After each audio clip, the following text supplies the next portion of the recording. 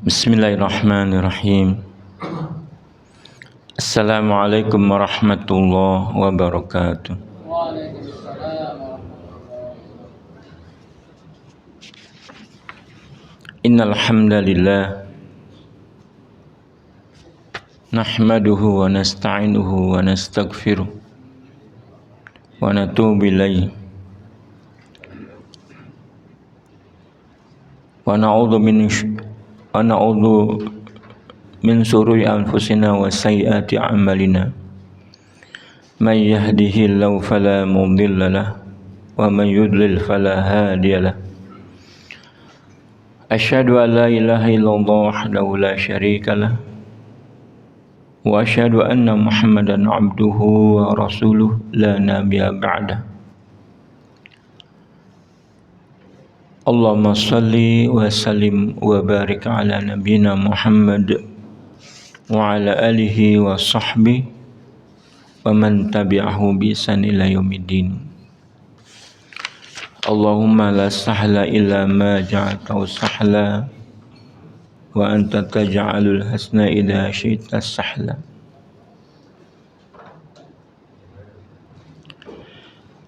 Ma'asyiral muslimin rahimakumullah, usikum wa nafsi bittaqallah wa ta'atihi faqad faza man ittaqa.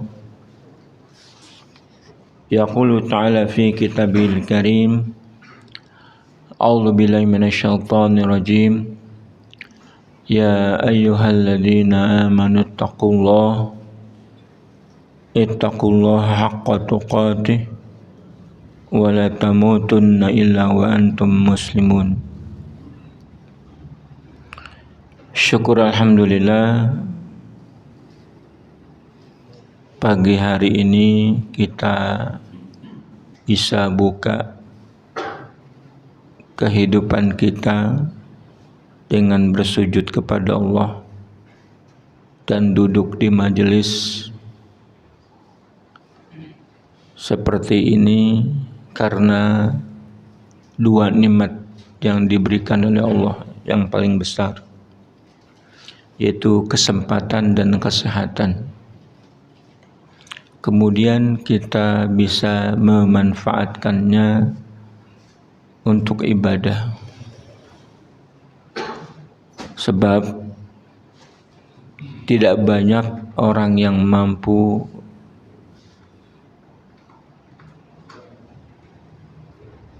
mengaplikasikan, mensyukuri bentuk nikmat kesehatan dan kesempatan dengan beribadah. Kita yakin benar bentuk syukur atas nikmat-nikmat Allah Subhanahu wa taala hanya bisa dilaksanakan dengan 3 komponen yang kita miliki. Dengan hati, artinya mensyukuri bahwa nikmat Allah adalah yang terbaik buat kita. Terus kita ucapkan alhamdulillah. Yang ketiga, dengan mengaplikasikannya dalam anggota badan, yaitu dengan sholat, dengan zikir. Dengan mengaplikasikannya ketiga komponen ini, mudah-mudahan syukur yang kita ucapkan dan aplikasikan kepada Allah Subhanahu wa taala menjadi diterima,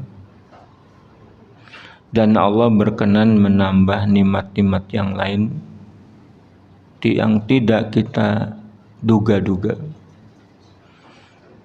terutama nikmat dalam keadaan meninggal dunia, husnul khatimah. Amin ya rabbal alamin. Salawat dan salam senantiasa tercurah buat Nabi kita Muhammad sallallahu alaihi wasallam yang telah diutus membawa kebenaran serta petunjuk untuk kita teladani, kita ikuti. Juga sholawat buat keluarga beliau, buat para sahabat, buat para tabi'in, dan siapa saja yang tegak melaksanakan Islam hingga hari kiamat kelak. Jamaah yang berbahagia, kita kembali ke tauhid. Kembali ke tauhid. Kita sudah sampai kepada dakwah kepada syahadatain. Dakwah kepada syahadatain. Itu dakwah yang pertama. Dakwah kepada syahadat ini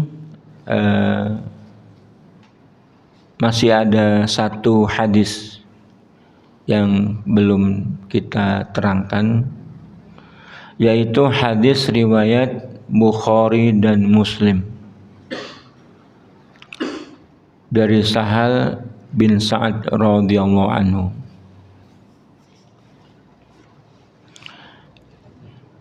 Saya bacakan.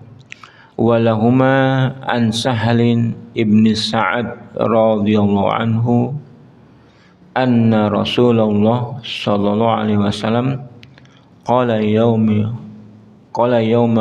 Khaybar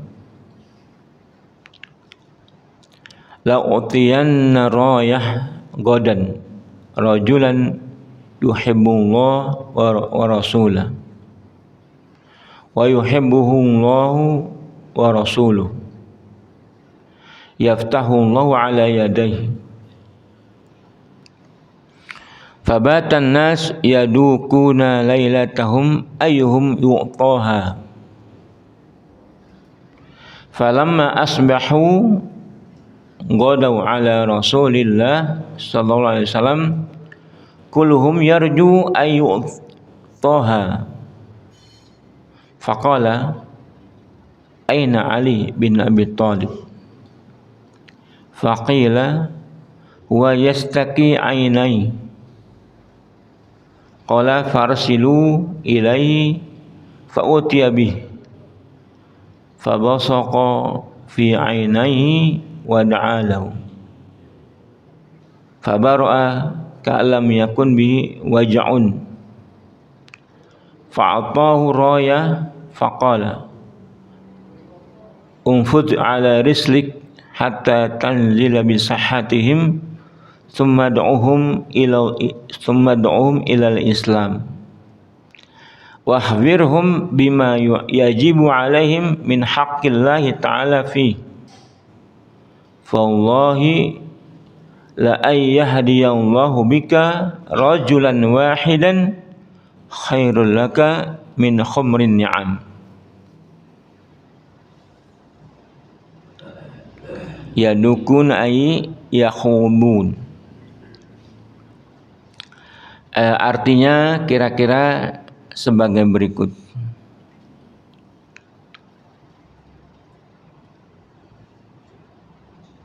Dari Bukhari dan Muslim juga dari Sa'al bin Sa'ad radhiyallahu anhu bahwa Rasulullah sallallahu alaihi wasallam bersabda pada perang Khaybar.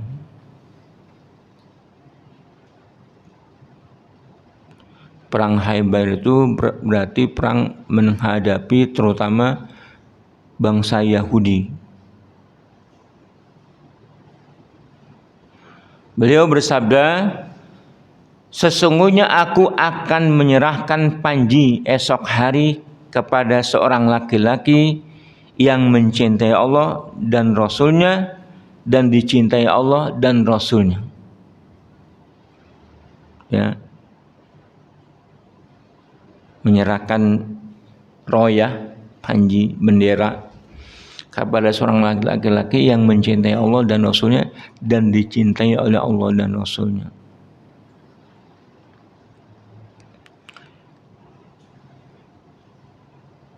Allah memberi kemenangan dengan Allah memberi kemenangan melalui dia. Malam itu orang-orang memperbincangkan siapa orang tersebut. Di pagi hari mereka menghadap kepada Rasulullah SAW. Semuanya orang mengharap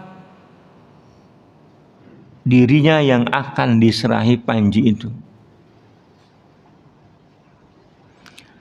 Beliau bertanya kepada yang hadir, di mana Ali bin Abi Thalib? Ada yang menjawab, dia lagi sakit matanya. Kemudian Nabi melanjutkan sabdanya, maka utuslah orang untuk mencarinya dan membawanya kepada Nabi Muhammad SAW. Kemudian datang Ali bin Abi Thalib, kemudian diludahi matanya dan mendoakannya. Maka seketika Ali jadi sembuh. Sakit matanya itu seolah-olah belum pernah sakit mata. Lalu beliau menyerahkan panji royah kepadanya dan bersabda, melangkahlah ke depan dengan hati-hati sehingga kamu tiba di kampung mereka. Kemudian ajaklah mereka kepada Islam. Katakanlah kepada mereka tentang hak Allah yang wajib mereka laksanakan. Demi Allah, Allah memberi petunjuk kepada seorang laki-laki melalui dirimu adalah lebih baik daripada onta merah.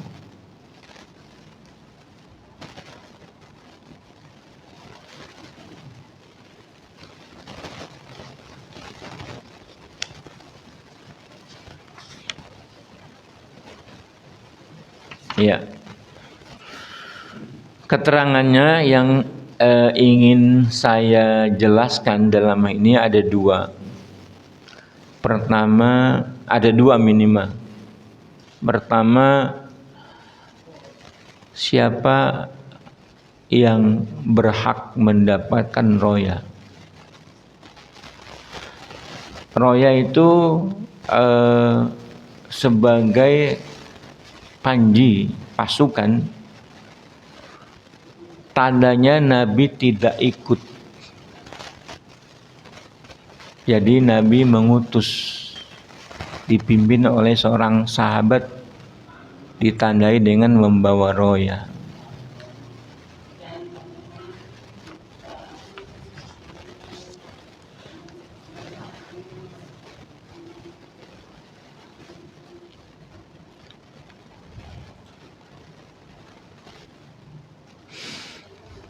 Kemudian roya itu singkat cerita diberikan kepada Ali bin Abi Thalib. Kemudian pasukan berjalan sesuai dengan pesan Rasulullah, berhati-hati. Kemudian para sahabat memenangkan pertarungan perang Khaybar.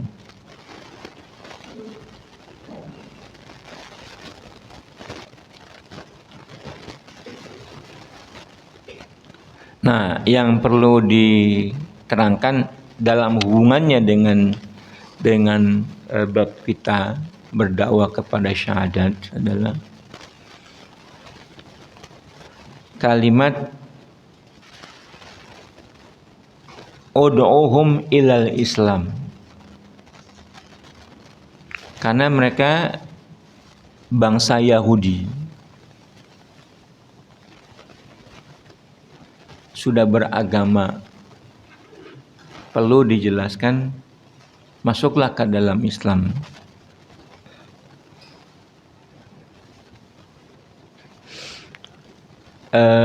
Sebelum itu barangkali royah Rasulullah, bendera Rasulullah warnanya hitam.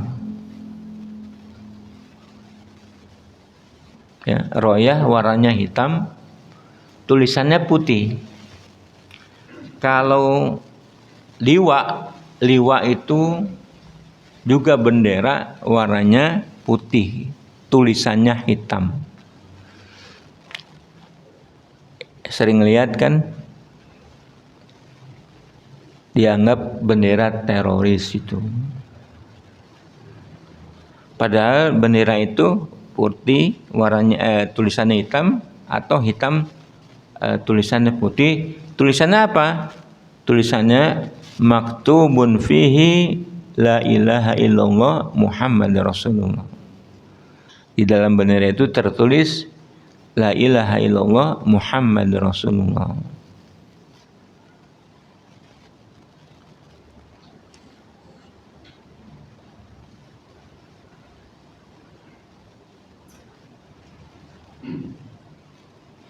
Kemudian dipilihnya Ali bin Abi Thalib sebagai indikasi bahwa Ali bin Abi Thalib mencintai Allah dan Rasulnya, dan Allah juga mencintai dia dan Rasulnya mencintai dia. Nah, kita kan dalam hidup ini berusaha supaya kita dapat cinta dari Allah Subhanahu wa taala. Bagaimana tuh mendapatkan cinta? Dalam teori Al-Quran gampang. Qul in kuntum tuhibbunallah fattabi'uni yuhibbukumullah. Kalau kamu benar-benar mencintai Allah, katakan ya Muhammad, kalau betul-betul kalian mencintai Allah, ikutilah aku, ikutilah syariat Muhammad. Niscaya Allah akan mencintai kalian. Nah, itu gampangnya begitu. Tapi prakteknya susah. Bagaimana mengikuti Rasulullah SAW? Tetapi dalam hitungan syariat buat manusia bisa, orang ada yang bisa mengikuti Rasulullah.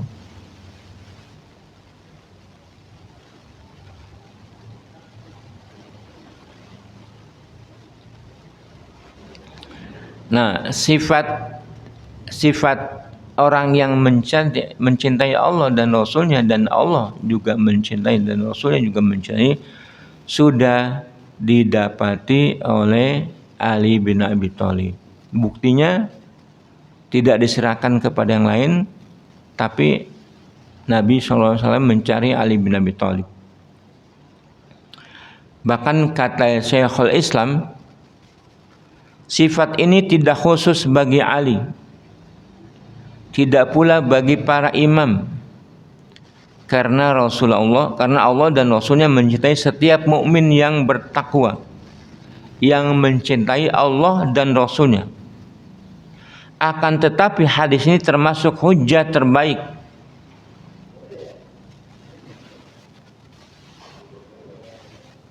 untuk menjelaskan bahwa kelompok Khawarij itu dalam posisi salah, keliru.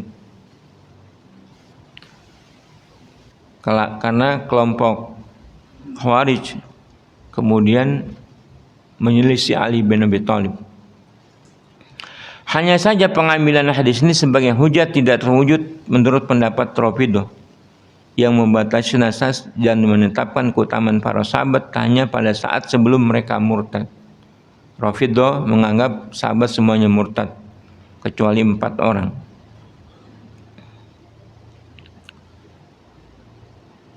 Sebab Nabi tidak memberikan pujian kepada seseorang sampai mengatakan laki-laki yang mencintai Allah dan Rasulnya, Allah juga mencintai dan Rasulnya mencintai, kalau orang tersebut diprediksi akan meninggal dalam keadaan murtad. Maka Rafidhah salah, ya, Khawarij juga salah. Karena orang-orang yang sudah Nabi katakan mencintai, pasti orang tersebut tidak mati dalam keadaan kafir.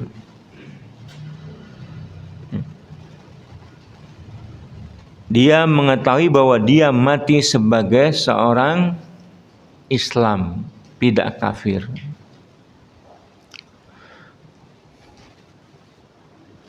Nah, yang kita simpulkan bahwa mahabbatullah. Bagaimana mahabbatullah didapatkan oleh seseorang? Kita tunjukkan bahwa kita sudah mencintai Allah. Ya. Mencintai Allah bagaimana? Dengan cara mengikuti Rasulullah. Apa yang dicintai oleh Rasulullah, kita mencintainya. Apa-apa yang tidak disuka, kita tidak suka. Tidak berbicara ini wajib atau sunat atau haram atau makruh. Karena yang dicintai oleh Rasulullah bukan saja yang wajib, bukan saja yang sunnah. Perkara-perkara yang mubah tapi Nabi menghindari itu perkara yang dicintai. Sebaliknya perkara-perkara yang tidak apa-apa, Nabi meninggalkannya,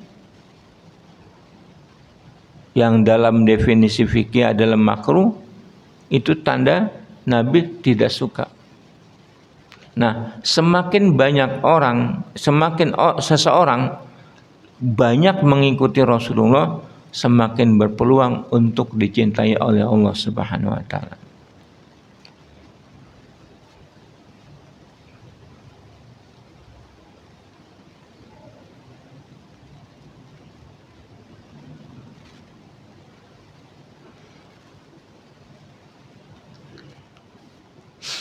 Nah, jadi mahabbatullah dikhususkan kalau sampai Nabi mengatakan orang ini sudah mencintai Allah dan Rasulnya, dan Allah dan Rasulnya mencintai dia, berarti orang itu sudah layak menjadi keutamaan. Nah, ada lagi yang lebih daripada cinta, yaitu ridho Allah.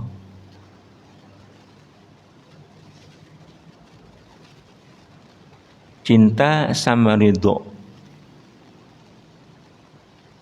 Ridho sedikit di atas cinta.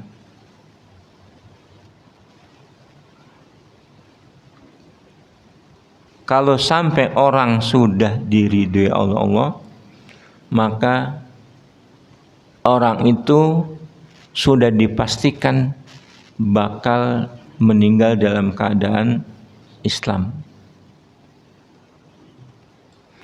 Apa bedanya dengan cinta? Kalau cinta berdasarkan perbuatan-perbuatan hamba yang ditunjukkan untuk Allah. Kalau ridho sampai pada yang akan datang, yang terjadi, Allah sudah ridho. Ya. Apa-apa yang akan datang Allah sudah ridho. Maka kalau orang sudah diridhoi, sudah pasti. Maka para sahabat sudah diridhoi Allah. Bahkan kita Ahlussunnah wal Jamaah mesti menyebut sahabat-sahabat itu dengan radhiyallahu anhu.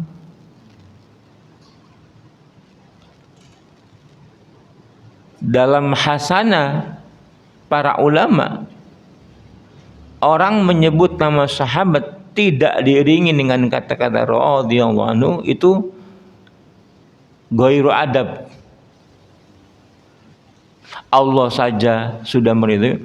Laqad radhiyallahu 'anil mu'minin id ba'atsa fihim. Wa laqad radhiyallahu 'anil mu'minina id yubayyi'unaka tahta asy-syajarah. Allah sudah ridho kepada orang yang beriman. Kepada siapa? Sahabat-sahabat yang mereka berjanji setia membaiat di bawah pohon.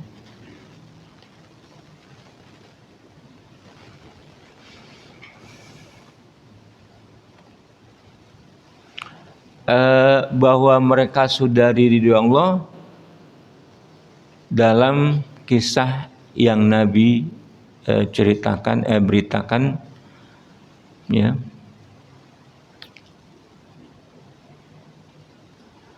Ada sahabat yang membocorkan rahasia pasukan Islam. Namanya Hatib bin Abi Balta'ah.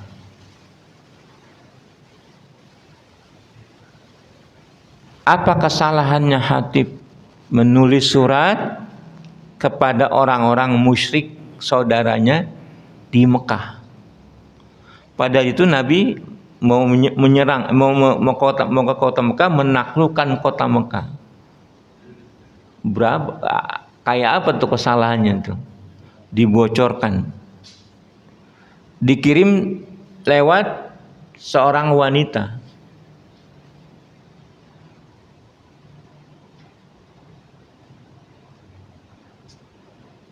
Ketika Nabi mendapatkan wahyu, kejar wanita itu sampai ketemu di tengah jalan antara Mekah dan Madinah.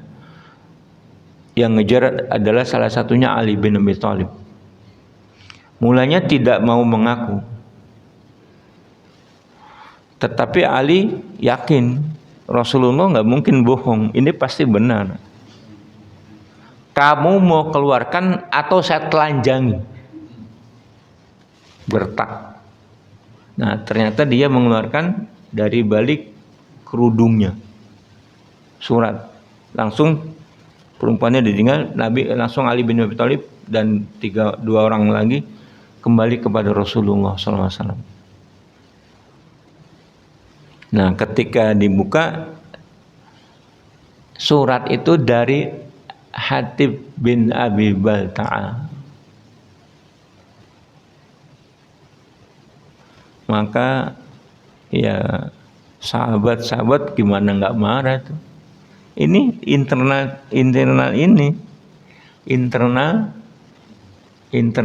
pasukan menjaga rahasia.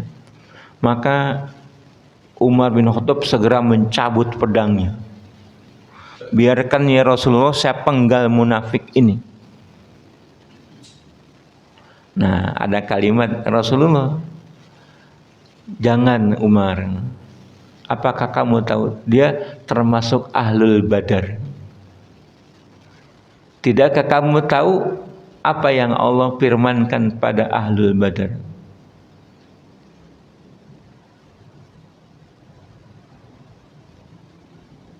Kata Nabi, qad ghafartu lakum, menyitir firman Allah Subhanahu wa taala. Sungguh silakan kalian berbuat ahli badar, aku sudah ampuni kamu. Berarti amal-amal sahabat Badar itu akan diampuni sekalipun yang belum dikerjakan. Nah, ini agak sulit kita menerimanya. Bagaimana diampuni? Orang belum bekerjaan. Kalau begitu, saya mengerjakan saja perbuatan yang besar larangan. Kan Allah ampuni, gitu kan? Jaminan Allah bahwa sahabat Bakar perbuatannya apa saja tetap diampuni, apa artinya? Artinya sahabat-sahabat ini tidak akan melakukan kesalahan-kesalahan yang besar.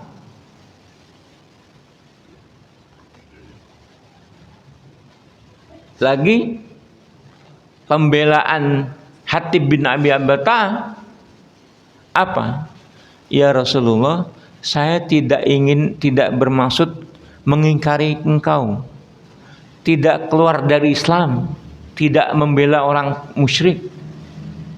Tetapi keluarga suku adalah keluarga yang di Mekah tidak punya orang-orang yang patut melindungi mereka. Saya ngasih surat supaya mereka menyingkir saja dari Mekah. Kalau yang lain-lain kan banyak. Ini saudaranya ini saudaranya, orang-orang besar, orang-orang berada. Mereka bisa melindungi diri. Kalau ini keluarga saya, perlu saya beritahu supaya menyingkir. Bukan karena mendustakan kamu.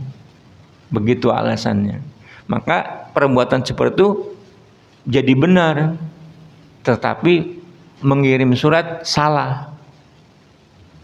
Kenapa tidak dibicarakan kepada Rasulullah SAW sampai turun surat? Ya ayyuhalladzina amanu la tattakhidhu aduwwi wa aduwwakum awliya'a tulquna ilaihim bil mawaddah. Faqad kafaru bima ja'akum minal haqq yukhrijuna rasula wa iyyakum an tu'minu billahi rabbikum in kuntum kharajtum jihadan fi sabili wa ibtigha'a mardati tusiruna ilaihim bil mawaddah wa na'lamu bima akhfaytum wa ma 'alantum wa may yaf'al dzalika minkum faqad dhalla sawa'as sabil. Surat Al-Mumtahanah ayat 1. Nah, maka turun ayat-ayat berikutnya menandakan itu tidak boleh karena berloyalitas kepada orang musyrik sekalipun saudaranya, tapi Hatib diampuni oleh Allah Subhanahu wa taala. Nah, itu artinya ridho. Allah dianya ridho, Allah mendatangkan keridhoannya. Bagaimana kita ridho? Nah, itu yang berat. Karena kehidupan ini kan kita menganggapnya kan tidak lepas dari aturan Allah. Mengatur kejadian-kejadian kepada diri kita sekalipun. Sekecil-kecilnya. Nah, adakah sisi yang kita dapatkan dalam hidup ini, dalam menjalani hidup ini, kita kadang-kadang mengeluh, atau semuanya kita ridho saja?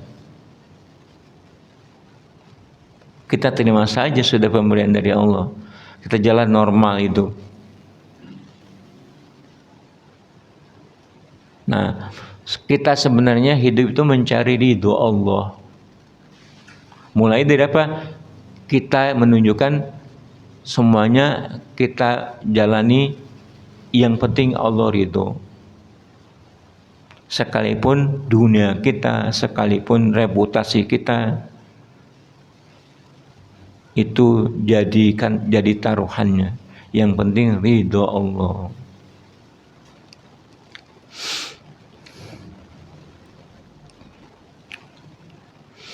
Kemudian yang perlu ditegaskan lagi, para sahabat dalam hadis ini, para sahabat membicarakan kalau sayang yang diberikan kehormatan memegang panji roya. Nah, ini juga kita perlu jelaskan. Bukankah kita sudah diajarkan tidak ada yang boleh meminta posisi? Kan begitu ya? Kita nggak boleh kan meminta posisi. Meminta posisi.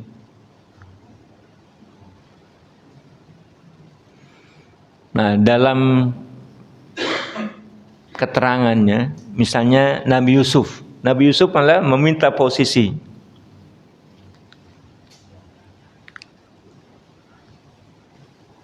Waj'alni ala khazainil ard inni hafizun alim. Jadikanlah aku perbendaharaan kerajaan Mesir, karena aku adalah orang yang bisa menjaga dan bisa mengetahui. Itu kan minta posisi. Setelah dipanggil oleh raja, kemudian raja, kamu akan memiliki jabatan penting.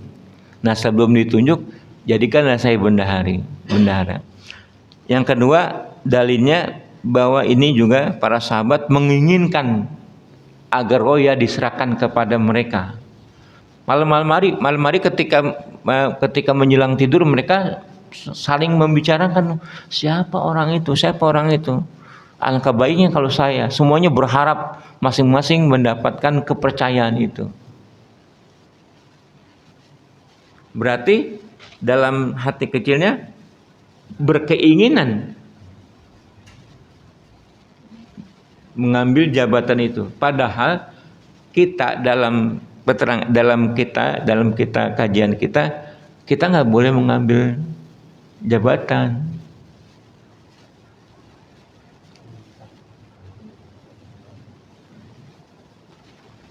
Salah nggak Nabi Yusuf?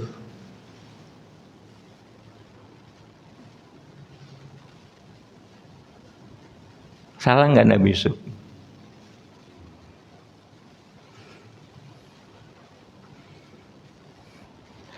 Dalam mengambil jabatan, kalau misalnya kita musyawarah, ini di tengah-tengah kita musyawarah, siapa yang menjadi ketua DKM, mundur semuanya. Nggak ada yang mau kan? Itu akhlak kita diajarkan. Tetapi kalau diperkirakan jabatan itu akan diserahkan atau diambil orang-orang yang tidak capable, tidak memenuhi syarat, maka yang tadinya punya ilmu tentang jabatan itu, dia mesti bersuara.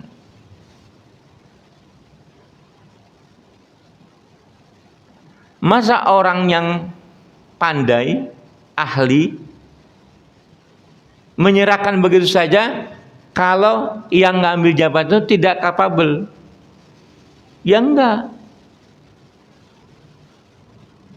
Maka tampillah sebaiknya yang megang ini saya. Itu yang dilakukan oleh Nabi Yusuf. Ditambah dengan kadzalika kitna li Yusuf. Demikianlah kami buatkan tipu daya buat Yusuf. Allah yang memerintahkan menjadi perbendaharaan, menjaga perbendaharaan kerajaan Mesir. Yusuf menganggap dia yang paling layak. Ditandai dengan raja mencari ta'wil mimpi enggak ketemu. Akhirnya Yusuf yang bisa menjawab. Berarti dalam pandangannya di negeri Mesir itu tidak ada orang yang lebih layak, apalagi seorang nabi. Nah, kalau bukan nabi, para sahabat juga begitu.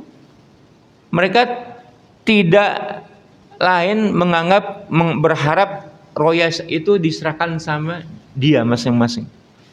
Sama dia, masing-masing orang menganggap dirinya yang paling layak.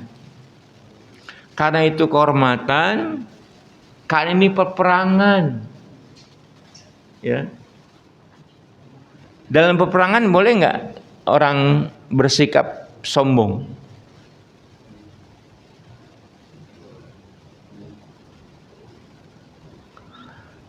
Ada cerita seorang sahabat berjalan petantang petenteng. Wah, dengan gagah berani. Wah, Nabi tersenyum. Ini tidak boleh dilakukan oleh seorang hamba muslim kecuali dalam perang. Selain perang, semuanya orang mesti tawadhu, khusyuk, lemah lembut, tidak arogan. Tetapi dalam perang kita perlu tunjukkan kepada orang-orang, pada musuh-musuh itu, bahwa kita gagah berani. Nah, sahabat ini mengharapkan, apalagi pemegang panji itu mulia.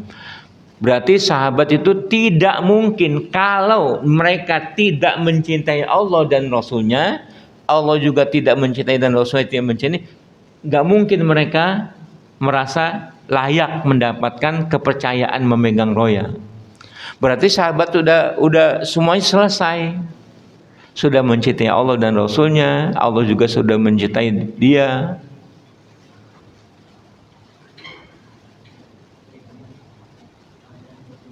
Mengharapkan yang seperti itu tidak mengapa, karena prestasi kita, prestasi sahabat-sahabat Nabi.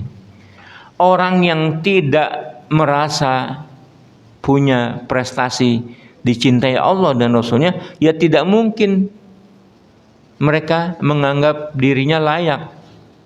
Sahabat kita percaya mereka semuanya adalah siddiq, semuanya adalah jujur, semuanya bicara sesuai dengan Islam apa adanya. Kalau mereka tidak layak, maka mereka tidak menginginkan itu.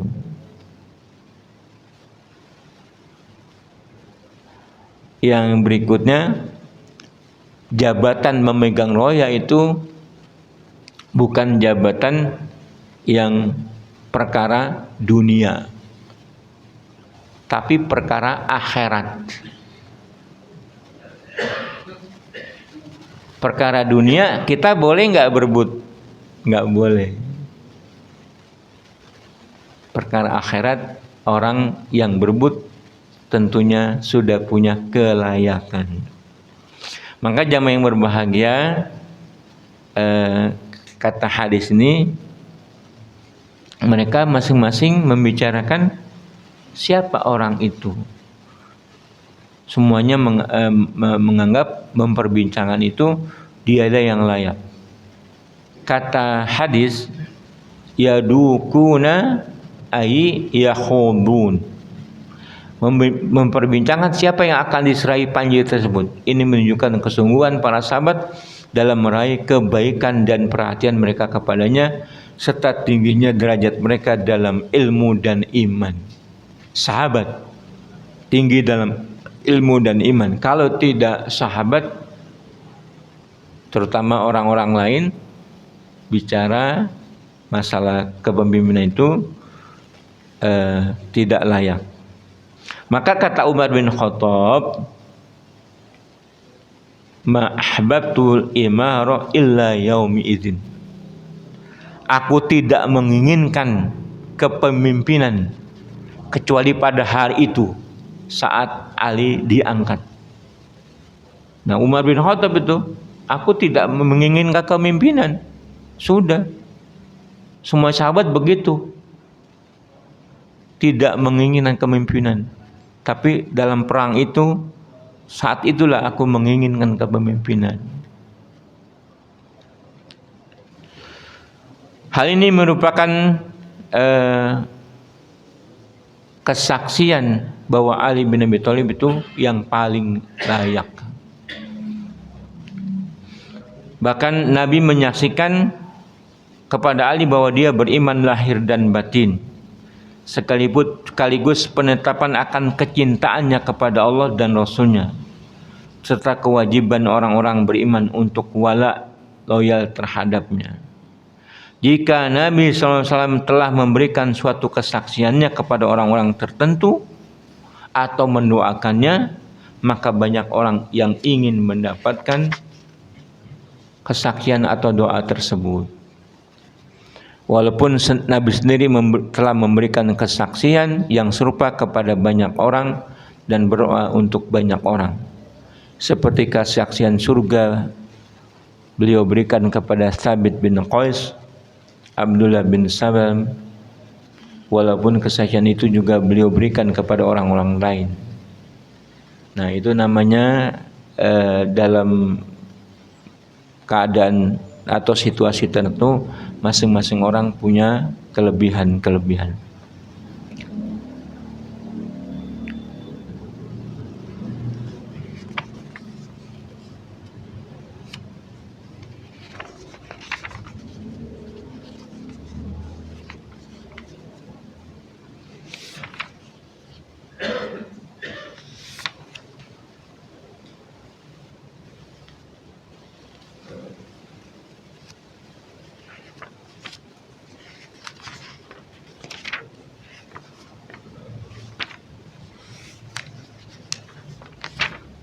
Nah, di sini di dalam hadis ini sikap yang lain yang ketiga adalah wala.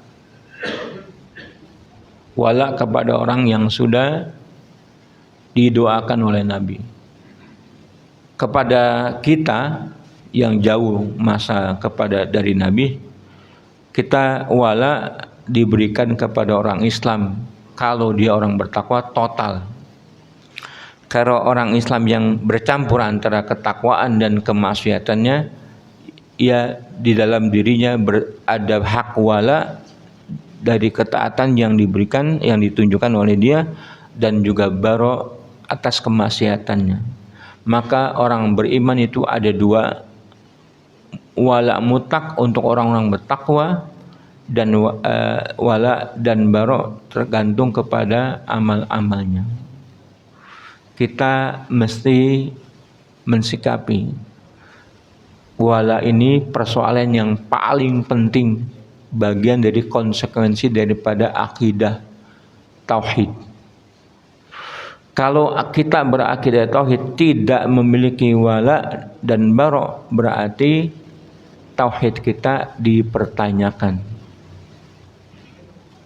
Maka sebagaimana surat Mumtahanah ada wala dan ada bara. Allah dengan jelas menjelaskan kalau bara kepada orang-orang musyrik mutlak, wala kepada orang-orang beriman bertakwa mutlak. Tidak boleh bercampur, tidak boleh tertukar. Ya, kita sudahi karena waktunya. Mudah-mudahan bermanfaat, mudah-mudahan kita bisa mengambil pelajaran. Silakan, sedikit ada yang mau bertanya, tafadhol.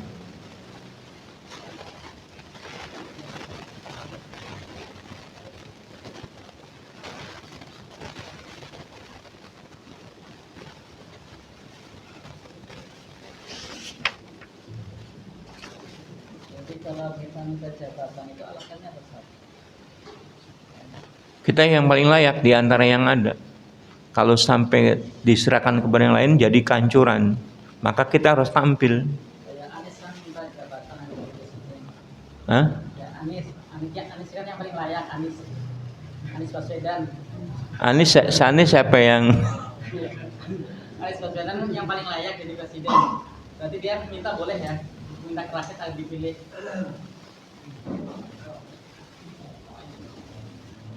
Anies Baswedan kan layak jadi presiden. Berarti dia minta kepada rakyat agar dipilih, boleh berarti ya?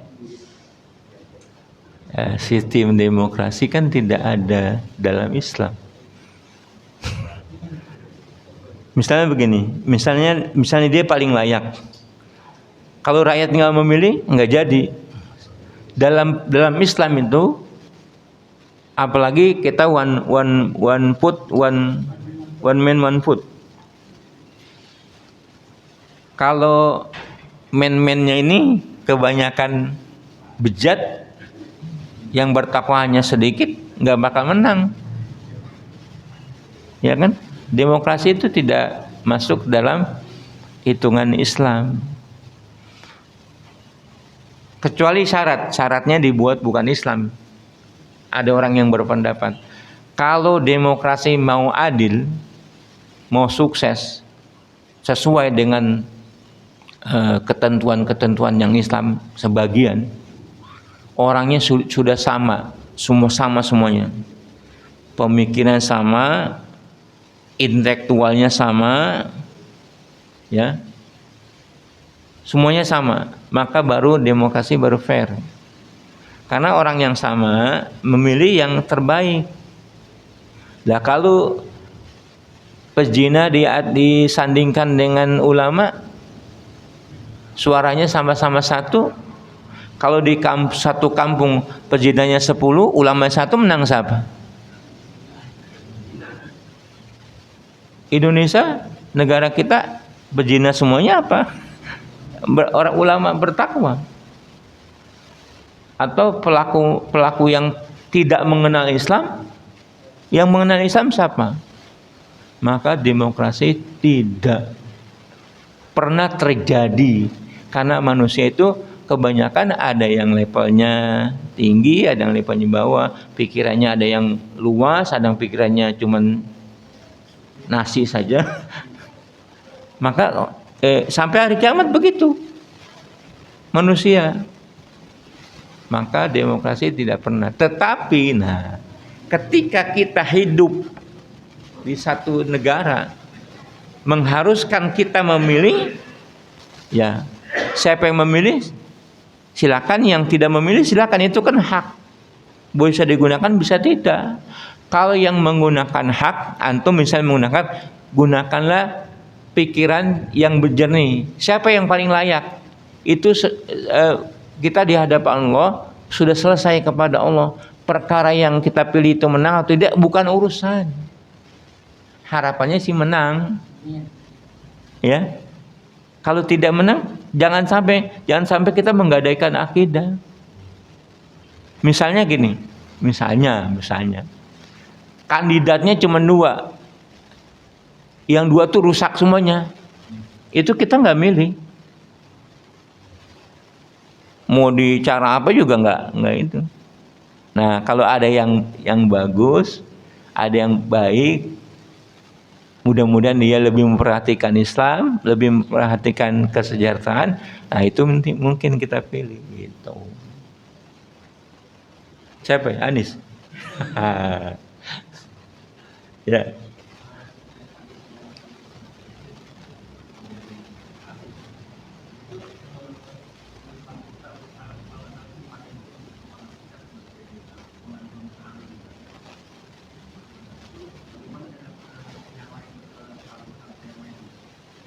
Iya, tadi kan udah dijawab bahwa hadis ini Ali bin Abi Thalib khususnya pendukungnya Rafidhah yang melahirkan Syiah. Yang paling bahaya Syiah Imamiyah, 12 imam, Isna Asyariyah.